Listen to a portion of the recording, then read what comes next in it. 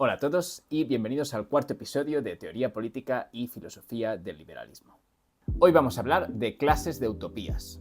En el vídeo anterior explicamos la diferencia entre lo que es una ideología y lo que es una utopía. Recordemos que una ideología es un programa de acción político, basado en una idea o un grupo de ideas que quiere cambiar el aquí y el ahora.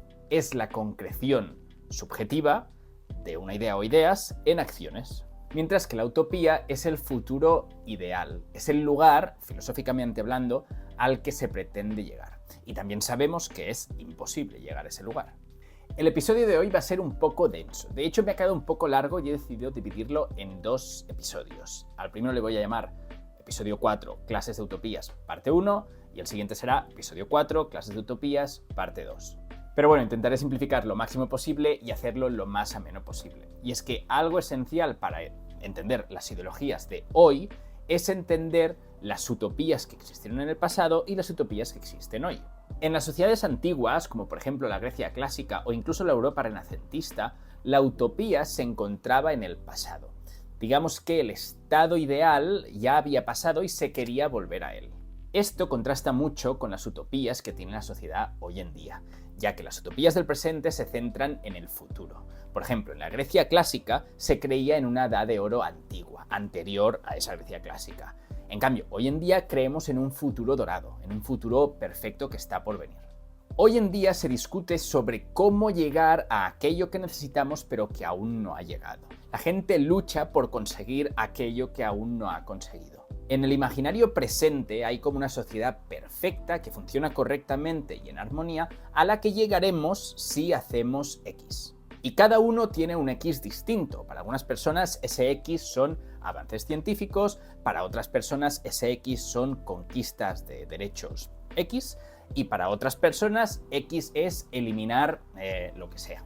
Pero algo que comparten todas o la grandísima mayoría de utopías es que todas tienen una especie de cielo y de infierno. Cuando las culturas describían su cielo, su paraíso, lo describían como un mundo perfecto, donde hay una sociedad ideal y todo el mundo es feliz. Estas descripciones de cielo, de paraíso, son los primeros bocetos que hay en la historia de utopías. Y del mismo modo también explicaban cómo sería, a su modo de ver, la sociedad mala a través del concepto de infierno. Cada sociedad tiene como un mundo futuro y a través de su arte, de su mitología, de su folclore, definen cómo es ese mundo.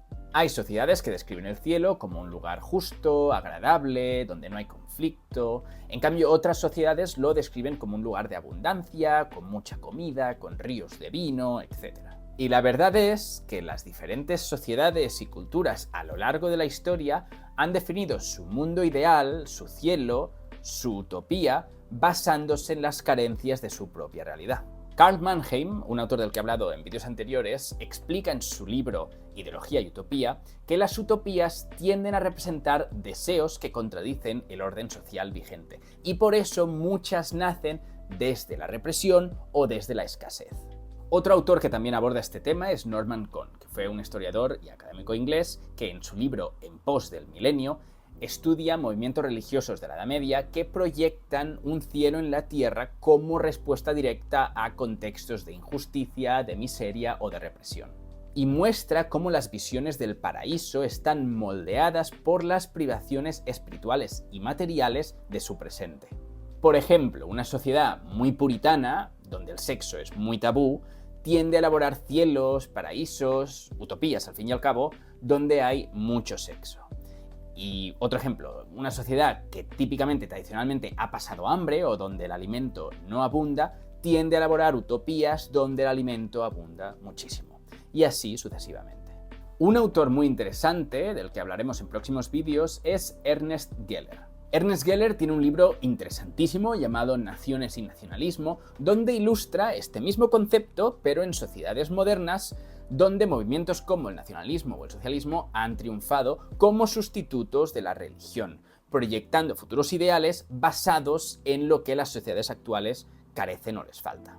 Pero bueno, aparte de las utopías religiosas, que fueron de las primeras en surgir, ¿no?, como consecuencia del pensamiento colectivo, también hay utopías literarias. Utopías artísticas con mundos perfectos, ya desde un punto de vista más personal o no tan amplio. Hay utopías literarias de la Grecia clásica, como la Atlántida de Platón, los banquetes eternos de Homero, la Edad de Oro de Hesíodo. También las hay de la Edad Media, como por ejemplo las Islas de la Abundancia y la Felicidad. Y las hay más modernas, como el País de Nunca Jamás o el mito de Shangri-La. Y atención, muy importante, ya empezamos a entrar en materia como tal. ¿Qué tienen todas esas utopías en común? Pues que en esos cielos, en esas utopías, las sociedades que existen son socialistas. Para empezar, hay de todo, hay abundancia, pero además todo se comparte y nada es de nadie. Cada una de estas utopías tiene sus características propias. Una defiende la comunidad de bienes, la otra la igualdad entre hombre y mujer, otras defienden el avance tecnológico, mientras algunas otras son antitecnológicas. Pero todos son mundos ricos, o cielos ricos, paraísos ricos, donde hay abundancia, hay de todo. Todo se comparte, el trabajo se reparte, las personas son iguales entre ellas, etc. Y lo voy a dejar aquí. Aquí termina la parte 1 de este episodio 4, sobre clases de utopías. Estad atentos porque en el próximo vídeo, que será la segunda parte de este episodio 4, ya cerraremos la teoría más abstracta y empezaremos a hablar de cosas más concretas, cosas que vemos a nuestro alrededor, ya de nuestra realidad, ya no tan concepto puramente teórico. Muchas gracias por ver este vídeo, no te olvides de compartirlo si te ha gustado y crees que a alguien más le puede resultar interesante, y ya si puedes seguirme y darle un like al vídeo, pues encantadísimo de la vida. Nos vemos en el próximo vídeo. Hasta la próxima.